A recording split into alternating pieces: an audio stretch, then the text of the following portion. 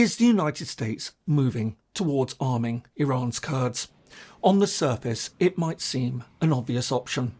As the US war against Iran falters, this could open up another front against an opponent that's proved surprisingly difficult to defeat.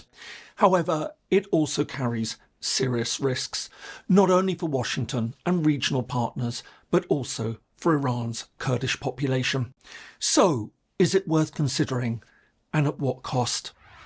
Throughout history, great powers have rarely fought wars entirely on their own. When direct military intervention is especially risky or politically unpalatable, they've instead turned to local insurgent movements for help, often drawing on grievances rooted in discrimination or deprivation. But while the use of proxies allows a distant power to shape events on the ground without committing its own soldiers, it's often a gamble. Beyond whether such support can achieve its aims, it can also cause far greater problems, including with other partners and allies. On top of this, the interests of the two sides may ultimately be at odds. This is precisely the dynamic now unfolding in the Iran war.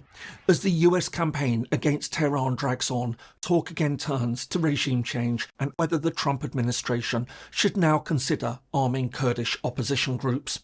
While the strategy may have obvious appeal on paper, in practice it carries a range of serious problems. Iran's Kurdish population is overwhelmingly concentrated in the country's northwest, in a mountainous region bordering Iraq and Turkey that Kurds call Rojilat, or Eastern Kurdistan.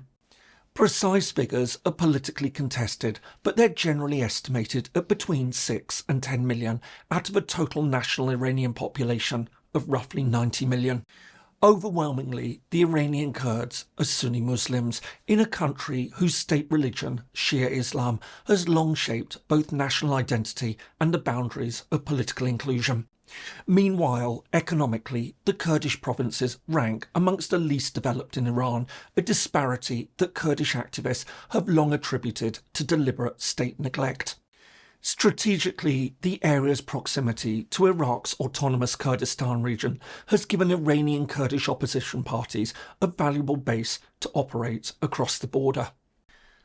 While Kurdish nationalism has a long history across the Middle East, our story begins during the Second World War when Allied forces invaded and occupied Iran, forcing the abdication of the country's Shah or king, who was seen as too sympathetic to Nazi Germany. In 1946, with tacit Soviet backing, the Kurdish leader Qazi Muhammad declared the short Republic of Mahabad, the first and so far only formally constituted Kurdish state in modern history. However, it lasted less than a year. After Soviet forces were forced to withdraw under Western pressure, Iranian troops reoccupied the region and Qazi Muhammad was captured and executed. As well as fueling the growth of Kurdish nationalism across the wider Middle East, within Iran it cemented opposition to the country's new ruler, Mohammad Reza Pahlavi. As a result, the following decades saw further uprisings against the country's increasingly repressive monarchy. This all lasted until 1979, when the Iranian Revolution briefly raised Kurdish hopes for greater autonomy. However, these dreams were soon crushed. Viewing Kurdish calls for self-rule as a threat to national unity, the theocratic leadership of the new Islamic Republic launched a sustained military campaign against the Kurdish areas. But while Kurdish parties continued a low-level insurgency, often using bases across the border in Iraqi Kurdistan, they never seriously threatened the survival of the central government in Tehran. And most recently, tensions again erupted in 2022 when a young Kurdish woman, Gina Mahsa Amini, died in police custody. As widespread protests broke out, the government again launched a campaign to quell Kurdish opposition to the regime. And this all sets the stage for current developments. In February 2026, the United States and Israel launched a war against Iran. As Donald Trump openly called on Iranians to rise up and overthrow the regime, reports emerged that the Israeli government was pressing Washington to support Kurdish factions. But while several Kurdish parties had united under a single umbrella, the coalition of political forces of Iranian Kurdistan, just days before the start of the war, the plan to support a full-scale Kurdish offensive went nowhere.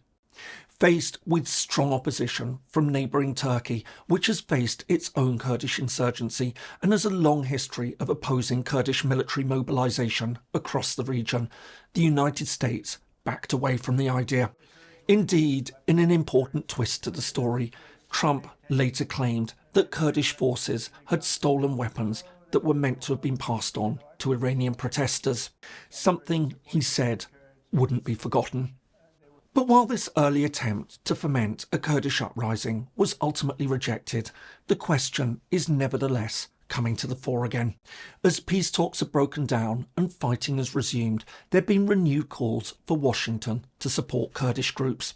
But as Iran steps up its operations against Kurdish positions and Iranian officials explicitly warn that any attempt to destabilise the country's northwest will be met with a decisive response, is it really time for the United States to reconsider this option? I hope you're finding this interesting. If so, could I ask you to take a moment to give the video a like and perhaps subscribe if you haven't already? It really helps to support my work and helps the channel to grow. Many thanks, and now back to the video. On the one hand, there's a strong case for the strategy. Unlike many other opposition groups in Iran, Iranian Kurdish groups are among the few organised, battle-tested forces with a real presence inside the country. Well armed and financed, they could put the Iranian regime under significant pressure. But while there's undoubtedly a strong case for supporting the Kurds, it also carries very real dangers. First and foremost, arming them would antagonise Turkey. This could, in turn, strain relations with an important NATO partner that Washington has been seeking to rebuild ties with after many difficult years. At worst, some have even suggested that Turkey could step in to attack Kurdish forces.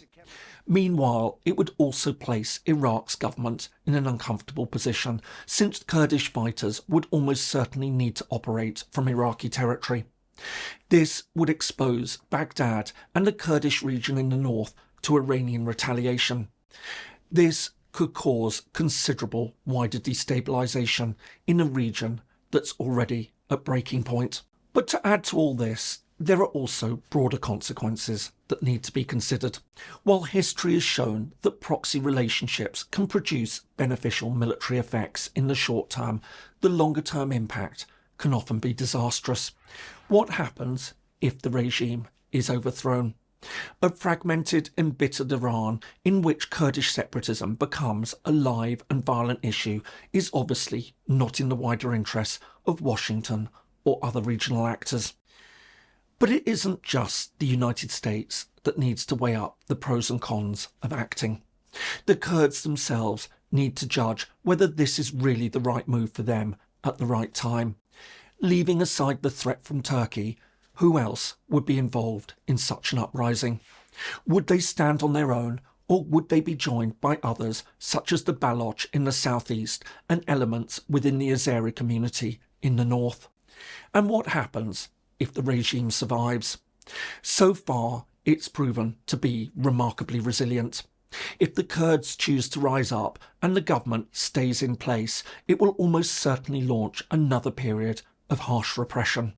But even if the Kurds do step up their operations and are part of a successful effort to overthrow the Iranian government, there's the uncomfortable question of what would happen to them once they've served their purpose. History offers little reassurance. Aside from the Mahabad episode, more recent memories of Western opposition to an independent Kurdish state in Iraq and the US decision to abandon its Kurdish partners in Syria once its priorities shifted loom large in Kurdish political memory. Ultimately, whether Washington does indeed decide to support the Iranian Kurds remains to be seen.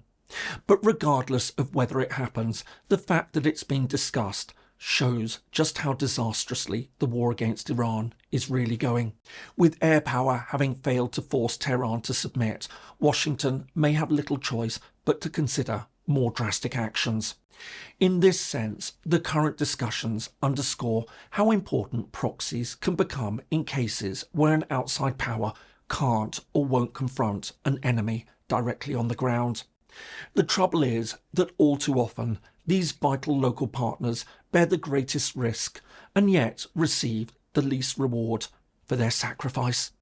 I hope you found that useful. If so, here are some more videos that you might find interesting.